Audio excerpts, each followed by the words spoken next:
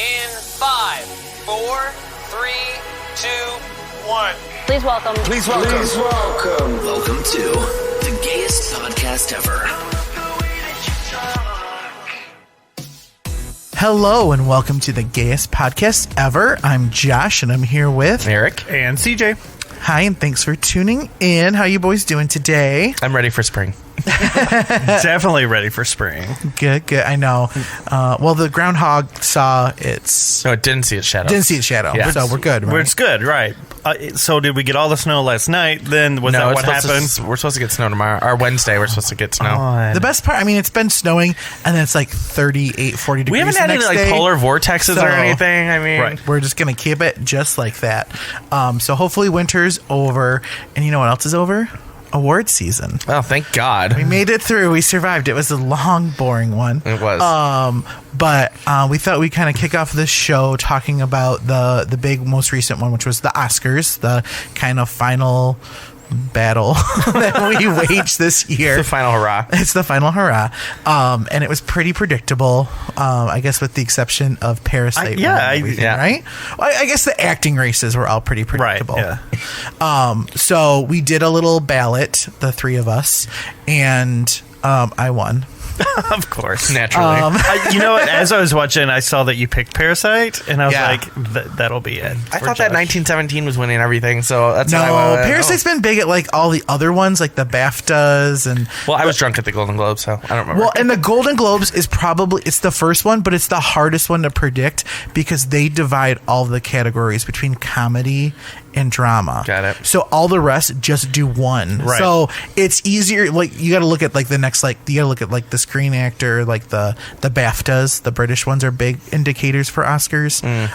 But so all four of us got all four acting because everyone knew it was that very predictable. Joaquin, Renee, Brad, and Laura. Yeah. Laura Dern, love her so much. She got her Oscar. Oh my God. So did you see like the thing where they were like, maybe it wasn't last night. It was something that was like the gayest things that you've seen, and like Laura Dern was like all of them. I didn't. No, I did not see that. It was an award show. It wasn't last night's award show, but they came out and they're like, oh, and you know, it was a big year for LGBTQ plus people and movies. We just want to point out the things that you might have missed that were gay. And so they do all these like things like Scarlett Johansson putting her feet on the couch. It's just silly stuff like that. And then they're like, and Laura Dern doing this. And then Laura Dern doing that. And then suddenly the Gay Men's Chorus of LA comes out and it's just Laura Dern. And it's just a scene of Laura How Dern. have you not seen this? I will be Googling it the second we It leave was here. so funny. Like they just now. I love how like she is part of our gay culture now. Laura Dern. They so this weekend on SNL, it was like the weekend update, and I can't remember the girl's name, but she came out and did an impression, and she was doing impressions, and one of them was Laura Dern, and she was like, "I will not be rich." Yes. Renata. It was so good. Yes, love Renata. But yeah, so each of us, so we all got those four, and then I actually thought that Best Picture was going to go to Once Upon a Time in Hollywood, but I had the director, that Bong guy who Quentin Tarantino. no, Bong Joon. No, I thought the director Parasite was going to win, so that's the only reason I won the ballots, because I thought he was going to win that. But yeah, so it was kind of a ho-hum. All good speeches. I felt like all the winners gave good speeches. Yeah. To me, it was the most enjoyable of all of the award shows. I only watched those four And categories. That's crazy. That is probably the most boring award show. Yeah, I would like turn on. To me, it was actually enjoyable. The thing that got me though was Kristen Wiig and Maya Rudolph. If you did not see was them, she wearing? listen, I'm gonna look past what Kristen Wiig was wearing. Her makeup and hair was gorgeous, And her black gloves. I was like, this is terrible. her and Maya Rudolph. I would watch them do anything together. They're so good. So good. Well, and I wonder, like, isn't she the villain in the new Wonder Woman movie? Yes. Maybe she was, like, sporting, like... Is she? Yeah. Oh. So maybe she's, like, getting into that, like, villainess costume. Or when she was in Zoolander 2, wasn't she the bad guy in that? And she wore all those crazy costumes. I don't remember. I do say that a lot of the looks were on point, though. I thought this red carpet was one of the better ones. Best. Like, Janelle Monáe was beautiful. I loved it. Yeah. Janelle Monáe was great. Regina King. There were so many that Scarlett, looked good. Oh, Renee, Scarlett's always looking good. Renee Zellweger, I thought looked wonderful. Rita Wilson, I thought looked stunning. There was I did not really see a bunch of bad luck. Gal Gadot, if you have a chance, look at Gal Gadot, and I was not a fan of that. Yeah. And I think she's gorgeous. Yeah, I mean, she has a body to pull it off. It was see-through top or whatever. Yeah. Minnie Kaling in that yellow number was just stunning. Yeah. There was a little office reunion. Her and Ryan, they took a photo. Love it. They ran off together. I only know this because I just finished The Office. Yeah. So. Billy Porter, better than the Grammys, but I didn't like it. Still not as good. I mean, I feel like he just will never be able to trump that damn tuxedo dress. Look, yeah. No. It just rocked it. Well, then maybe you should stop. Try. I liked his hat though on his one look. The Grammys hat with the shades that I need open that and close. at the bar for when I don't want to talk. You just like it because you can hide from people. Okay, and now we're going to jump into our first topic, and it's going to be me. And so most recently with the Super Bowl halftime show with Shakira and J-Lo, and it was in Miami, all this got me really, really thinking about the one and only Miss Gloria Estefan. The original Latina diva she's from Cuba. So Gloria was born in Cuba, and she became a U.S. citizen later. She's a naturalized U.S. citizen or whatever. But yeah, so you guys know who Gloria Estefan is. Of course. I'm just making sure. And the Miami and her Sound husband Machine. Emilio. Yes, very familiar. Yes. So I just wanted to talk about more how she kind of got her start, and then how she just blew up the fucking 90s. And I think she really gave way to that J-Lo, Selena. Ricky Martin, and Selena, and her, I think she even knew Selena, and Selena was more Tejano, that Texas music, whereas Gloria was more of the Cuban salsa. If I'm completely wrong about this, someone let me know. But that's what I learned about it. But so she's also a smart cookie. So when she came to Miami, she literally went through school, this and that, and then she went to the University of Miami, and she got her degree. She got her bachelor's in psychology with a minor in French. Wow. And she graduated in 1979, and she actually joined the Miami Sound Machine in 77, and one of the things that she told them was I only do weekend gigs. During the week I gotta study for school and stuff. Same girl. So I was just so that's so cool. But yeah, so in 1977 Miami Sound Machine became recording. In 78 she married Emilio Estefan, and she said that's her only boyfriend she's ever had is Emilio. And they've just been together ever since. It's crazy. They've been married for a long time. 1978. Oof. Wow. So it would have been 40 years? So that's 42 years. 42 years, yeah. Wow, good for them. Mm-hmm. And so they recorded up. They were big in Florida. They did a lot of weddings, it sounded like. But then in 1984, they released their first album, and it had the dance hit Dr. Beat and I Need Your Love. I didn't really know those two. But then their second album was released in 85, and this had Conga. All right. Words Get in the Way. I don't know that one. Oh, you know it. It's a ballad. And Bad Boy. Bad Boy, Yeah, I know what Bad Boy is. Yeah, no.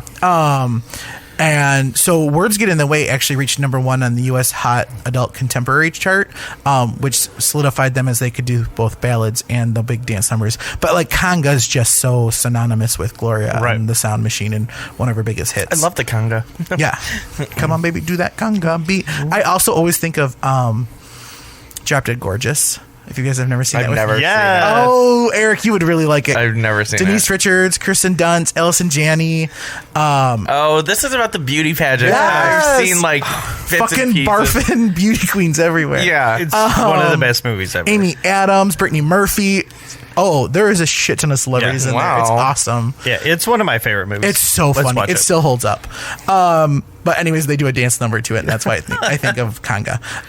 But then, so in 1987, they had another big album come out called Let It Loose, and they had Anything for You, which is also a ballad. Right. 1, 2, 3. Come on, baby, say you love me. 4, six. Oh wait, 5, 6, 7 times. Oh my gosh, I can't count. That's what happens when you Learning is hard. That's what happens when you drink in podcasts. And then what else? Rhythm is gonna get you. The rhythm is gonna get you. Can't stay away from you. The rhythm frequently gets you, Josh. It does. Oh yeah, right. It always gets me. Let's be honest. And then that was the year that they changed it to Gloria Estefan and the Miami Sound Machine. They're like, oh, we see what's going on here. And then literally, I think by 1989 they just dropped the Sound Machine part. It was just Gloria Estefan. They did a Diana Ross. Yeah. The Supremes. Yeah. And it was then she had Don't Want to Lose You Now, Here We Are, Cuts Both Ways, and Get On Your Feet, which are all like, she had actually probably more ballads than she had big pop hits. She doesn't still tour, does she? Not a whole lot. She does more like gigs and stuff like that. Okay. But and speaking of that, so in 1990 when she was on tour, was when she had her big bus accident. And I don't know if you guys, Right, yes. it was so terrible. Like a semi truck crashed into their touring bus. And she, Jesus. Oh yeah, she was literally like life flighted to like an area, or she was like taken to a local area. And they're like, this is not good, and they life flighted her to New York City, and they immediately put like steel rods in her back. She's got 2 steel rods. Yeah, she wasn't. They weren't sure if she was ever going to be able to walk again. Yeah, at one point. she did a whole year of PT, and she literally said there were times where the pain was so bad she just wanted to die. It was insane. But then she got back up there, and in 1991 recorded her new album, and then she came out with that Coming Out of the Dark, because she said at one point where like there were just like, she thought she was like going towards the light.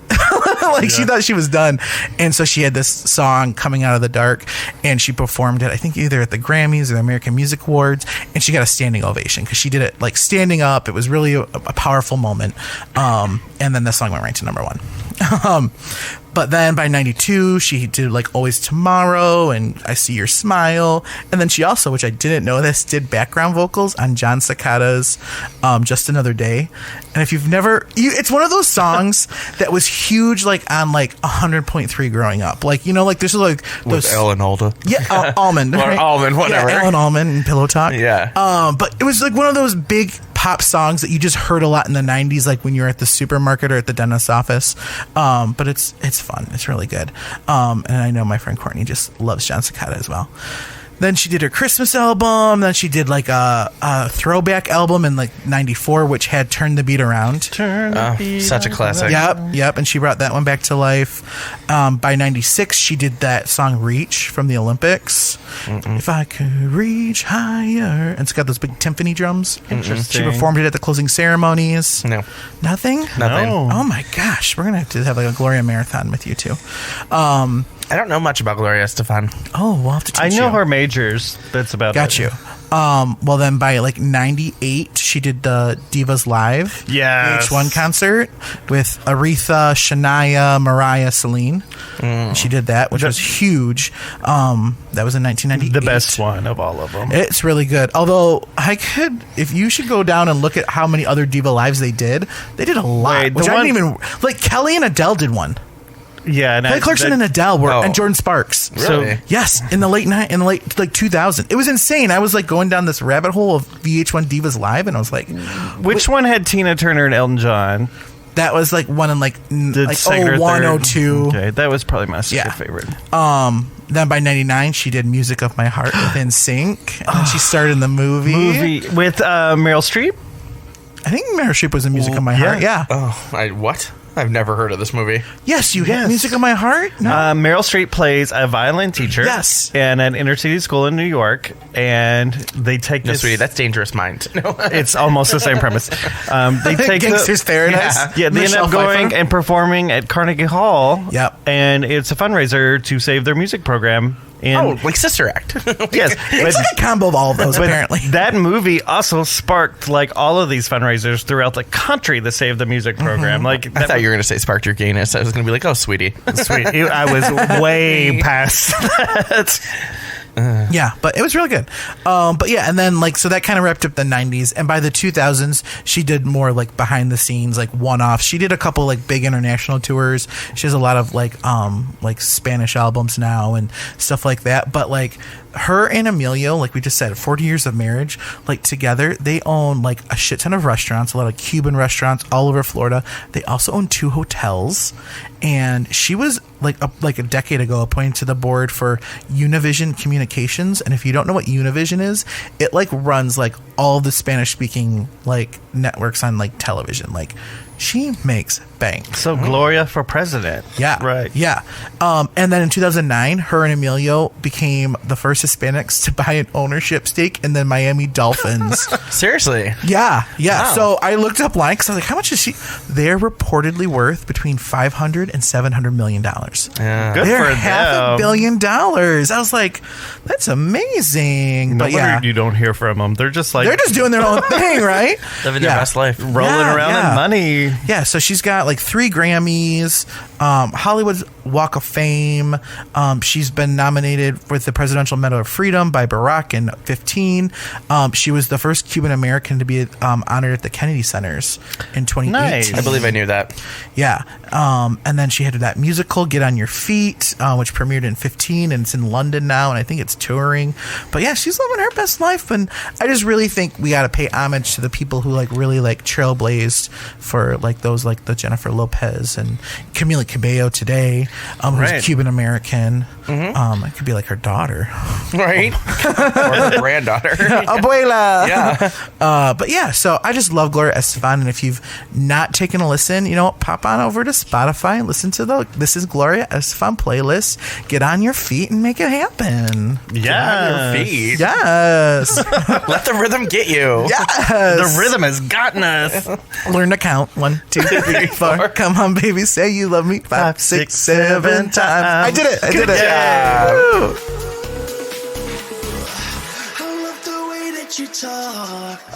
Anyways, did you guys watch the SNL this weekend? I did. I have not yet. It's on my Hulu. Okay, so if you have not watched Saturday Night Live this past weekend, the host was Mr.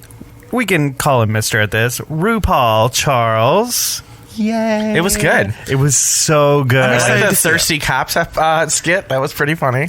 I'm all about thirsty. Yeah. The Thirsty Cops skit was nothing compared to the reading in the library. Oh, with the reading in kid. the library was good. Yeah. Oh, I'm excited now to go watch this. It was I'm good. It excited was to do it when we funny. get home. So, They anyways, talk about your Spartans though during Weekend Update. they do. You know what? We've had a really, really rough couple weeks, and But make sure you watch the Weekend Update. It was pretty funny. Watch the whole thing. Yeah. It was really funny. Yeah. well, and the Biebs was on it.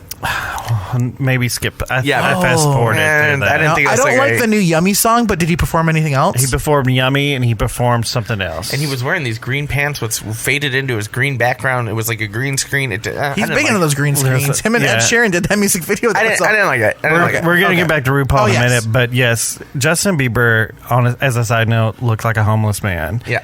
He does not look cute. That's his look right now, either GQ or, dumpster. Like, I don't get it. Yeah, go back to when you got married, boo. He's taking that marriage thing like real serious. You don't got to put any effort in anymore. Well, I'm kind of digging the mustache on a lot of people, not on him. not on Justin. No.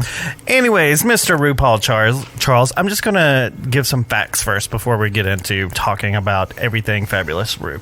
Ru was born on November 17th, 2000.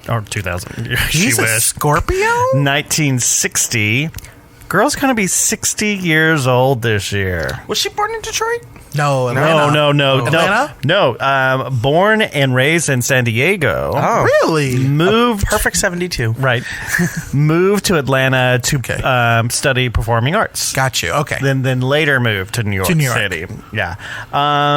He became a pop fixture in the nightclub scene, and then came out with Supermodel. You better work. Cover girl. So that was in 1993 on his first album, Supermodel of the World. The very next year, which this shocks me because I feel like Supermodel, that song was my childhood for some reason. I love that song. But the very next year, he became a MAC Cosmetics spokesperson in 1994. I love how Matt Cosmetics was using drag queens? In 94, yes. Wow. So Ru was the first, probably at this point, maybe the only cosmetic or the first major drag queen to land a major cosmetic company. And it's because MAC is very big with raising funds for AIDS Foundation. I think they reached out and realized we've got a superstar on here. But at that time, they were also doing Little Kim, I think, was also a spokesperson. Mary J. Blige was also a spokesperson. Like, these were divas, and Ru was right up there with the rest of them. So that was in 94, and then that same year is when the RuPaul show debuted on VH1. I say her talk show, right? Did you guys watch that? I never watched it. No, I had the gay fear. That Someone blows saw my me mind. watching it. Yeah. Would think I'm gay. See, I had the gay fear. It was like when I watched Gem when I was little. Oh my god, Jim is gay. RuPaul was serious. Mine was, I remember my sister loved Sailor Moon. I was like, you want to turn Sailor Moon? I would really like to watch that right now. Sailor Moon. Ew, Yeah. gross. Ew, David. I was 8. Oh, his first you, David. It's not my first, it won't be my last. I can't believe you guys didn't watch RuPaul. I did have the gay fear, but I still watched it. It was one of my favorite shows. He was with Michelle Visage, was his co-host. They've been friends for a really long time, huh? Forever. Well, they even had like a morning talk show Radio on a show, radio talk show. show. Yeah, that same year. RuPaul has 14 albums. That's which insane. is ridiculous, including Foxy Lady, which came out in 96. Champion, the next one was all the way until 2009. Champion. Because that was like Drag Race. Right. And then Glamazon, 2011. Born Naked, 2014. And then American in 2017. When we were at Adam's Apple the other day, they were playing the very first season of RuPaul's Drag Race on the TV.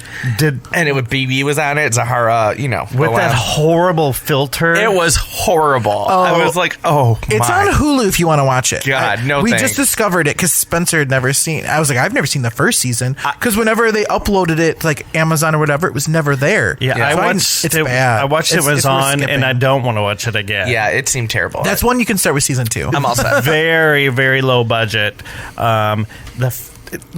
Talk about a Facebook or Instagram filter they use. Like, you can't even see like half the queens. There's almost like a fog or a film. Yeah. It's Well, weird. if you watch the newest one with the UK version, they go back and use that same filter. It's horrible. Why? I don't know. It's ridiculous. Because it's the UK. Right. But in 2009, Drag Race premiered, which was 10 years ago. Maybe that's why it looks so bad. That was a while ago. Side note, Steve and I had a date watching Drag Race at a friend. There were reality shows in That the was me and Dan's 2000s. first date. He invited me to watch Drag Race. And I thought he was a weirdo. Who thought you were a weirdo? No, that was our first date. Dan was like, why don't you come up to Toronto and watch Drag Race with me? And I was like, what? No. I didn't start watching until like season 7, though. Well, you have no culture. then. Violet Chachki, I believe, was the winner. That's when I started watching it. Oh. I don't remember when I started watching. There were I so think- many good people I before think there was that. like 4 or 5 seasons either on Netflix or Amazon Prime, and everyone just kept talking about it. I think mostly Chris Bruton to me. And I was like, I guess I should, like, it's on Netflix or something. So I binged all the seasons that were available, and I've been watching it ever I've been since. watching since day one. Really? Yeah. No one is shocked by this. No. I didn't have loved logo it. TV when it first, like... It's that only child syndrome. He probably had his own TV and cable box in his room. I wasn't in my parents' house. I was a full adult. It was 2009. Oh, yeah, that's right. I lived by myself in my own apartment that I paid real money for. Okay, girl, calm it down. Not that Monopoly money. Okay. I said I Listen, went on I was making bad decisions. I was marrying women at that time, okay? I said I went on a date with Steve. And that was one of our first dates. Cute. Since then, Ru has won 6 Primetime Emmy Awards, the first being 2016, and then he's won them ever since then. Well, she deserves them. Yes. So some of the movies, because Ru's an actor. Ru's labeled as a drag queen, actor, model, singer, supermodel, songwriter, TV personality. Okay. A lot of jobs. Keeping her net wide. Husband, mama, girlfriend, all the above. So some of the movies, and I've not seen the first one that he was in. It was called Crooklyn Nope. I've heard of it. in '94. Is it Spike Lee? I don't know. No, Kirkland. It's like based out of like Brooklyn and. Well, yeah. I gotta go. We can figure that out. I remember seeing it at the video store. Look at, he can count and get references now. So you were at the Blockbuster like, ooh, what's this? Yes. Brooklyn? Then the next one was he was featured in the Brady Bunch movie. Yes, he was. He was the school counselor For Jan. Yes. Yeah. And then one of my favorites, Tu Wong Fu, Thanks for Everything. Love it. Just saw it. I liked it. And a lot. I loved it. He wore that Confederate flag dress. Yeah. I loved it. Way to take something that's oppressive and just turn it around and make it empowering for you. Agreed. That was fantastic. And then as soon as I wrote this down, I was very curious if either of you had watched it. But I'm a Cheerleader. No. With Natasha Lyonne. Yes. No. I just know it. I was so excited that you knew who was in it. Yeah. Never seen it. Yeah, I remember seeing it again at the video store. She's like in that pink dress. She's Yeah. like, So I'm going to give you the premise, and I want you to go watch it. Watch it. This is your homework. So Natasha's character is a cheerleader, and her parents find out she's a lesbian. I mean, she didn't have to act yet. And they send her to this camp basically to rid her of her gayness, and RuPaul is a counselor. Oh my I God. love the premise. Yeah, so there's like, it's just basically they rebel at the end and like, oh, we're gay and we're here and blah, blah, blah. We're queer. Get used to it. Yeah. It's a cute movie. I think I watched it the first time in college. It came out in 99, so I probably did watch it probably 2000, 2001. The next one, Rue stopped. I don't know what Rue did between 2000 and the teens of the Bitch probably took a 2000. break. But his next movie was... It was called The Bush Years. Right. And True. Everyone was just kind of in hiding. September 11th that happened. Yeah. Everyone was just trying to get through life. His next acting gig was in Hurricane Bianca in 2016. Wow. Which Bianca Del Rio was a contestant who won. I don't know what year, but it was one of the early years. I want to say like year 3 I or want to 4. say it's season 3. I want to say it's before Violet Chachki. Yeah, oh, yeah, no, it's definitely. like season 3 or 4. Yeah, but Rue finally said, okay, let's get back into acting. And then he did a little Comedy Central thing called Broad City. Love Broad City. Never watched it. So she played, because I think he actually played himself, like RuPaul. Okay. He wasn't a drag queen in it. He played like a restaurant manager in New York, and Abby and Alana like work there. I don't know who Abby and Alana, Yeah. but they sound great. it's so the premise of Broad City, and it's super funny. It's two girls, and I don't want to say it's like girls from HBO, but they're like two girls who live in Brooklyn, but they just like to get high a lot, and they're kind of misadventures. Do we know them? I feel like we know them. Are they personal might. friends? Did we go to brunch with them? Do they live in Ferndale? No. It feels like they very well could. Right. Okay. But it's really funny. Like if you're looking, I think it's on Netflix if you're looking for Okay. something. And they're quick 20-minute episodes. That's my favorite Yeah. time. Some good to do when you're like walking around the house. But yeah. The next one was 2019. He had a couple episodes in Grace and Frankie. Yes, Yeah, you did. I just saw that because I officially am ready. With Nicole Richie. Yes. Played And a real estate agent. Yes, and again, he played RuPaul. And this is, I read an article that he said he's really upset that he used RuPaul as his drag queen name because it's also his birth name. Right. So, like, he has a hard time, like, when he's actually RuPaul and when he's, like, RuPaul the drag queen. I did not know that. Yeah, because in Grace and Frankie, he's the actor RuPaul. He just plays a man. Yeah, that's why I try to use RuPaul Charles as the man. Oh, okay. And then just RuPaul. As the drag queen? Yeah. That makes First a lot of name sense. basis. Adele. Kelly.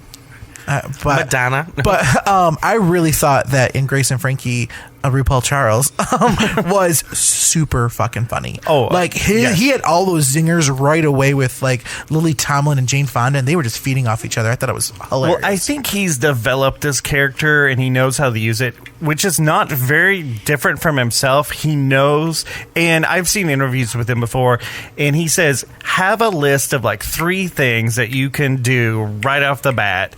And if you're in an improv scene, you can always go to those 3 things and they're always going to be funny. He's like, and if you find those 3 things, you can do anything. And I think that's what it works for him. He's found them. As long as you better work. You better work. Yeah. And going back to Saturday Night Live, his opening monologue was fantastic because he used all of these phrases that he uses in Drag Race or just in his like books or movies, and it was so iconic. And I love he was like, I'm going to teach you all about Drag Race, and he used all these phrases. RuPaul also has 3 books. Man, bitch is busy. Yeah, Guru is one of them, right? Because I thought that was clever. Right. Guru. So the first one was Letting All Hang Out. Letting. There's no G. I made sure I wrote that down correctly. That came out in 95. And then the next book was Working It, RuPaul Guide to Life, Liberty, and Style. And that came out in 2010. So again, from the 90s up until the teens and the 20s. He didn't do nothing. Girl was just like, what do I do to make more money? Well, and he then made Pete Wentz into a drag queen on SNL. That was, I mean, he's really good at it. not Pete Wentz, Pete Davis. Or Pete Davidson. Oh, Pete Wentz is Ashley Simpson's His ex, right? ex-husband. Yeah. Oh, Sorry. we're talking about Ariana's ex. Oh, yeah. And then Guru came out in 2018. Okay. Ru had a little game show that didn't quite make it. Well, she can't be successful at everything. It was called Gay for Play, the game show. Oh, that sounds like a porn. Yeah. I'm pretty sure I've watched that one. So it was on for 3 weeks. It did Oh, that's terrible. That's horrible. 3 weeks? 3 weeks. It was on VH1. It was funny. Basically, what they tried to do was they take what's the show? The game show that they play on Drag Race. Hollywood Snatch Game. Oh, Snatch Game. Snatch Game. So they Hollywood basically try to take Snatch Game, but actually make it into a full-fledged game. And everyone that's on the panel is drag queens that's been on the show. And then they have... every now and then put like a couple celebrities in, but then they have 2 regular people try to play, and it just didn't land for me. Well, and Snatch Game is always everyone's favorite episode. Oh, I Yeah. love Snatch Game. Yeah. And I understand why he tried to like play that up, but it just didn't work for a full-fledged thing. So the last thing I just want to say is a couple of his more famous quotes that he's said, and the first one is, "We're all born naked, and the rest is drag." True. And he even said it on SNL. Once you get out of the shower, I'm doing my best, Ru. If we were recording, you could see my head moving. He goes, once you get out of the shower, anything you put on is your drag. And I'm like, yes. Blank canvas. Yes. So I'm wearing drag right now, ladies. Is this like your like butch? Yeah, He's been very into his butch looks lately. know. When he came out for Snowball, I was like, who are you? Sometimes I like to switch it up. Clearly. And then the next one, which is one of my favorite quotes. You can call me he, you can call me she, you can call me Regis and Kathy Lee. I don't care, just as long as you call me. And I'm like, yes, that's my favorite. And I love Regis and Kathy Lee, too. So Is he still alive? Yes. I believe. Regis, I believe yes. His career, no. No. But him, yes. Oh, hope I didn't just black hammer him. I know. We did this with Miley and Liam in the divorces. We're really bad at this. So, favorite RuPaul things, moments, movies? I mean, I just absolutely love, like, if you can't love yourself, how in the hell are you going to love somebody else? Right. Can I get an amen? Like, Amen. it's so good. If you can't love yourself, how in the hell are you going to love somebody else? Like, it's so true. It's so many people out there who I think are struggling, like, in relationships or whatever. It's like, you know what? Maybe just sit down for a moment, focus on yourself, get your house in order, Right. and then go out there. Put on your mask before you help others with Yeah. putting on their own. Oh my God. No, he is not referencing that. Look at Miss Flight Attendant over Airplane. there. The exes. That's exactly what I was just thinking. Yeah, but I mean, I just think that in watching the show, like, just some of the way that he talks to people and really just like approaches every single thing with just like the most like unique perspective that I've never seen from a lot of different people. I just think it's really awesome and wonderful. It's really just made me just kind of more like, you know what? You don't know what road anyone's walking Right. down. No. And I love how he's taken drag into this like pop culture thing now. Like everybody, straight men are loving Drag Race. They're going to drag shows now. Like everyone is loving drag. Yeah. It's true.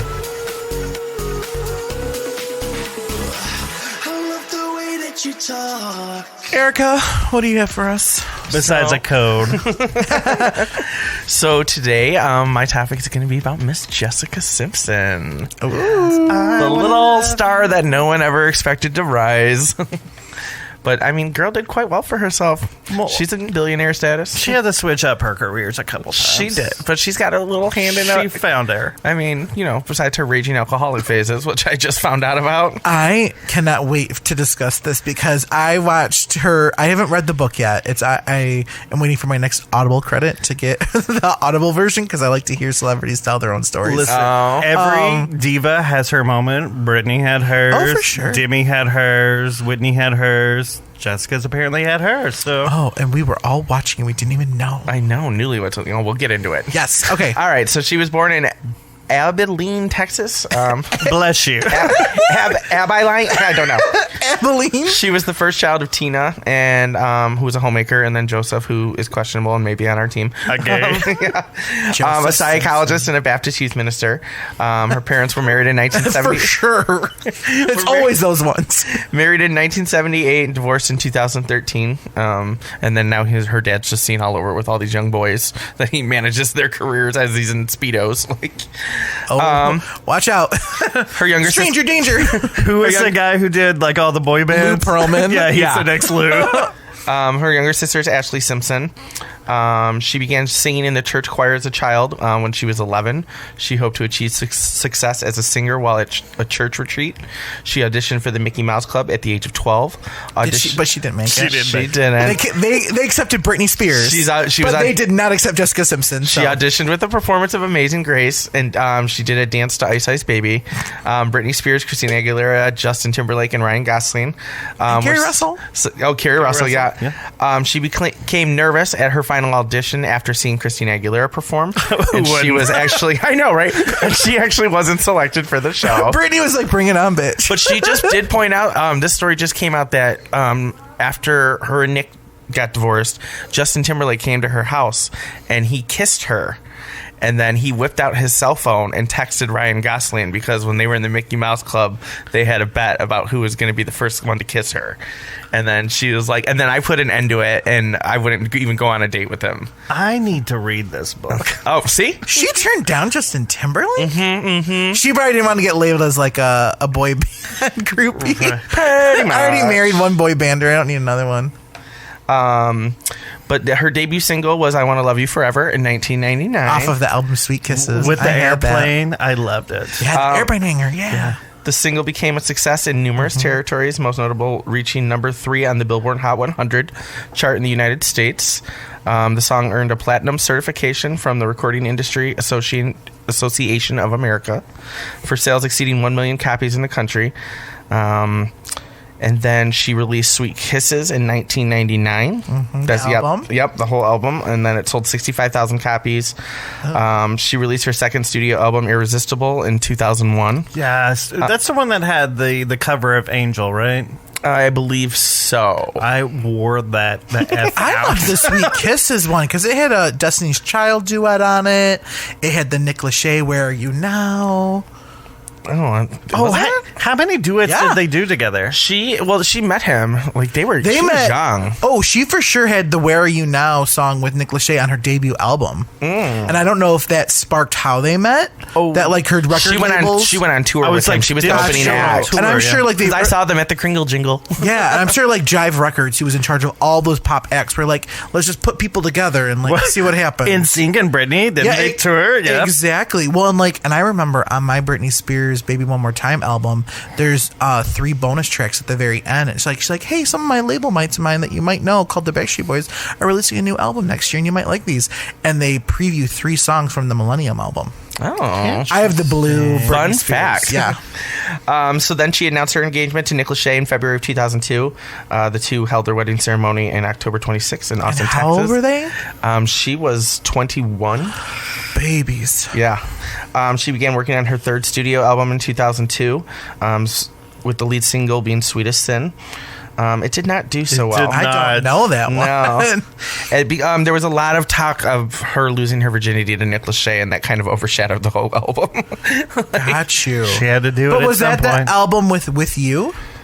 No. That didn't come out till much later. Got you. Yeah. Okay. But then, so her father actually pitched an idea to MTV about a reality show starring the couple, and that's how Newlyweds came into play. Again, a gay would have pitched that for sure. I love the Newlyweds. Oh, who didn't? I loved it. I'm still holding a torch for Nick and Jessica. So it was on from 2003 to 2005 on MTV. The show became a pop culture phenomenon and made Simpson and her husband household names. The marriage did not last, however, and by November 2005, they had confirmed they were separated. Okay, let's go back to Newlyweds. The only reason why it was so good is because she had like the most dumbest moments She was ever. stupid. Chicken of the Sea. Well, and like in Jessica's defense, It was originally supposed to be a series about Michael Jackson and Lisa Marie, and they passed and backed Ooh, out. that's gross. well, and in defense, if someone followed me around with a camera 24/7, and then you had to pile down 30 minutes of me, you could get 30 minutes of me saying stupid stuff like 1, 2, 3, 5. Come on, like come on, like it happens. Yeah. Make it happen. So they released the In the Skin 2003 album. Yes, Yes. and they had with you. It was the day that Newlyweds premiered. They did it on the same day. And then Nick and Jessica did a couple variety hours. yes, shows. the Nick and Jessica variety. Yeah, they were trying to be like the Sonny and Cher. Sonny and Cher. They had guests at like Jewel and Mr. T. And then she launched her dessert line and cosmetics line. And then officially in 2005, she launched the Jessica Simpson collection. With Macy. And then, $1 billion in annual sales. Wow. Yeah, we sell Jessica Simpson at my work, and bitch sells some shit. Well, so Not shit. It's good shit. She moves product. Yeah. she was in the movie Dukes of Hazzard, Yeah, she was Daisy. which is why I wanted a Jeep Wrangler, was from Dukes of Hazzard. And we forgive you, Jessica, for that. Oh, I never saw. I always assumed you wanted that because of Queer as Folk. Oh, no. Just Brian Kinney. Daisy Duke. Dukes of Hazzard was my favorite show growing up. Well, that's a much better story, so let's go with that. I never saw the remake. That's when she recorded These Boots Are Made for Walking. And she started her emotional affair with Johnny Knoxville. And then Nick had to fly down because he suspected something was going on. I remember, was he Grand Marshal at the Detroit Thanksgiving Day Parade Nick when all Lachey that was, happened? yes. Lachey, I remember that. She said they would email and text, and it was like an emotional affair. Yeah. So Nick suspected something, so he flew down. They announced their divorce shortly after. What was Nick's brother's name? Drew. Drew. You know, I followed Drew into an Urban Outfitters in Chicago. Oh my God. Why am I not shocked? On Valentine's Day in 2010. Stalker. My sister Tiffany was like, most girls were Backstreet or NSYNC. Tiffany was all about 98 Degrees. Yeah. And she had those posters all over her room. I can And they were see the that. most muscular of all the boy bands. A little And- Jeff, he was hot. Oh, and they Jeff had the- Timmons? yeah. And the little- even Nick and Drew were like, there was just that weird, creepy older The little one. 98-degree tattoo. Yeah, Oh, yeah, with yeah. the sun, Yeah. yeah. Burning up. So yes, she reportedly had to pay Nick Lachey $12 million in their divorce, and she did not sign a prenup before they wed. In a 2015 interview, she called her marriage to Lachey her biggest financial mistake. Financial But mistake. at the exact same time, I don't think Jessica Simpson would have had the success she had without the Newlyweds. Oh, no, for sure. So I think paying $12 million for your $1 billion enterprise Right. is a financial smart move. Well, I then don't- she kind of went down like a little bad dating path. oh yeah, she started dating singer John Mayer. well, and if you think about it, she was raised by like a pastor, and then she married her first boyfriend at 21. Like, Yeah. she didn't have those explorative years, Right. so But she did that in the public eye. She sure did now. She did everything in the public life. 9 months after her All and those Nick. Disney stars had to do it. Oh, Like, for sure. You grow up in the public eye. Yeah, You're gonna have Taylor- a while. I mean, you don't got to take it like Lohan far, but like yeah, but like have your think minute about it. Yeah, like the Taylor Swifts, the Britneys, the Christine, like all of them were so young when they first became discovered Mm-hmm. that all of their years, like where we got to like date and make shady decisions without anyone watching, And us. like go to college and do. yeah, exactly. They didn't have that. She dated John Mayer on and off for almost a year, beginning in August 2006. She worked on her fifth album, which wasn't great. Was that A Public Affair came out in 2006. You love a Public Affair. I do love a Public I Affair. know. But John Mayer has been quoted saying that she was his sexual napalm, and he just couldn't. But she felt stupid around him and like would like overanalyze everything because he would like correct her on her grammar and everything. And this is where she started really drinking, which I didn't know that girl had a drinking problem. She had a huge drinking problem, and also I read that she's been addicted to diet pills since she was they like told her. 16 or Tommy whatever. Mottola told her she had to lose 15 pounds, and she did diet pills for 20 years. She Yeah, said. yeah. Gross. Fuck you, Tommy. God, can you imagine what that's done to her? Like inside. Well, she just lost like a bunch of weight with Weight Watchers, but in 2007, that's when she started dating Dallas Cowboys quarterback Tony Romo. The relationship was very controversial among fans. Oh my God! Who blamed Simpson for Romo's poor performance in games after the pair got together. Some fans dubbed Simpson Yoko Romo. I remember it was terrible. They'd boo her. Oh, yeah. Those you don't mess with football in Texas. Because I remember Kelly Clarkson sang the national anthem at the Super Bowl one time, and they were showing her in the suite, and Kelly's earpiece wasn't working, so she couldn't hear anything. And I remember Jessica was like, oh my God, like I feel so bad for her. And she got a lot of ridicule because she didn't care enough about the game. Like, Woof. Well, I mean, when I feel sorry for Kelly when she can't hear herself either. but then in 2010, she started dating Eric Johnson, retired from the San Francisco 49ers, I believe. Sports. Sure. Yeah. Sports. And then Sports ball. She had 3 kids. They had their first daughter, Maxwell Drew, in May of 2012. They had their son, Ace, June 30th That's a the cute following name. year. And then they just had their last daughter, Birdie, in March of this year. Yeah. Doesn't Busy Phillips have a birdie too? Yeah, you ran out of cute names, so then you went to Birdie. Right. Birdie. I think Sandra Bullock had a birdie in that movie Hope Floats. Oh, was it Birdie? No, it was Bernice. Bernice Matisse. Yes. Did they call her Birdie? I don't Is that know. a nickname? Oh, Birdie was Sandra Bullock's name. Oh, Birdie Calvert. Yes. Okay. Yeah. I just remember, Gina Rowlands shouting it or something. The name Birdie is never a cute name. Do not name any of your kids Birdie. Don't nickname yourself Birdie. Don't be a character in a movie named Birdie. Unless you're a big birdie. But she is. She said she has stopped drinking. It started like her friends were getting ready to do an intervention. And on Halloween, she couldn't like get her kids to like go trick or treating with them because she was so drunk, and she just decided to quit the next day and hasn't drank. It's us. And she said like the infamous Ellen. Oh, and she was interview. wasted on Ellen. Yeah, and she said I saw an interview, and she said she had that big glittery cup, and she just always had booze in the big glittery cup, and it was with her wherever she went. That's my glittery cup. It's like, what, yours says Jeep. Oh my God, we all have a glittery cup. Have you seen me with my glittery cup? I know. Can I receive that? No. She's like, I can't even watch it. She goes, that just makes me cringe. I was like, oh. But she turned herself around. Yeah. She's doing good for herself. Good for her. She was drunk and she raised $1 billion enterprise. Like, I mean, she probably also surrounded herself. She with was always my people. favorite. I mean, that cover of her with Rolling Stone when she was like the housewife and just the vacuuming. Yeah. And I heard that Nick Lachey was supposed to be I on heard that that as cover, well. and they were like, no, we just want Jessica. Yeah. And that's, I think, a part of why the relationship also started spiraling out of control. I think he commented on her memoir that came out. He was like, I haven't read it, but I've heard. There was what this she whole said. controversial about a gift. Somebody sent a gift. I heard Jessica said that Nick and Vanessa sent her a gift. And something, they're like, and we didn't Vanessa, send no gift. and Vanessa, Vanessa was tweeting, like Yeah. fighting with people. Wasn't Vanessa in one of the 98 Degrees? Yes. Isn't she the Doritos? No, that was Allie Landry. Okay. Yeah. Yeah. With Screech. When she Yeah. married Screech. I do. I do cherish you. The most popular wedding song of 1999. I love that song. Yeah, I'm going to do that karaoke the hardest next. thing, remember? Yeah. It's the hardest thing you'll ever have to do. And then her and Nick, they also did that Take My Breath Away. They did the cover. I love I think that was just her. No, it was Nick and her. What? Yeah. I think you're lying. I thought it was her. I will play it for you when we leave here. I can't wait. Good.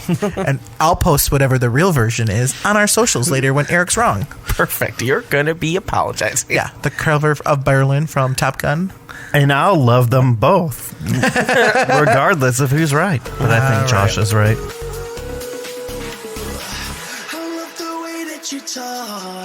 And now it's time for our favorite part of the show, Fuck, Marry, Kill. And we decided we're going to indulge Miss Jessica Simpson's exes.